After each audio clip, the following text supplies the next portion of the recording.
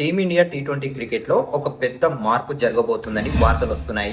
అదేంటంటే ప్రస్తుతం టీ20 కెప్టెన్గా ఉన్న సూర్యకుమార్ యాదవ్ను ఆ బాధ్యతల నుంచి తప్పించి కొత్త కెప్టెన్ను ఎంపిక చేయాలని సెలెక్టర్లు ఆలోచిస్తున్నట్లు సమాచారం.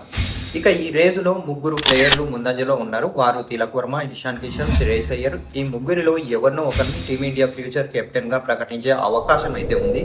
మరోవైపు మీడియాలో ఎక్కువగా వినిపించిన సంజు శాంసన్ పేరు మాత్రం ఫైనల్ లిస్టులో లేకపోవచ్చని అనిపిస్తుంది.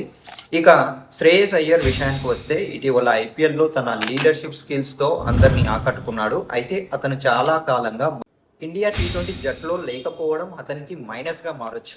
అదే టైంలో యువ ప్లేయర్స్ తిలక్ వర్మ, ఇషాన్ కిషన్లకు సెలెక్టర్లు ఎక్కువ ఇంపార్టెంట్ ఇస్తున్నట్టు సమాచారం. ఎందుకంటే 2028 ఒలింపిక్స్ నెక్స్ట్ టీ20 వరల్డ్ కప్ను దృష్టిలో పెట్టుకొని లాంగ్ టర్మ్ ప్లాన్తో ముందుకు వెళ్ళాలని బీసీసీఐ భావిస్తుంది.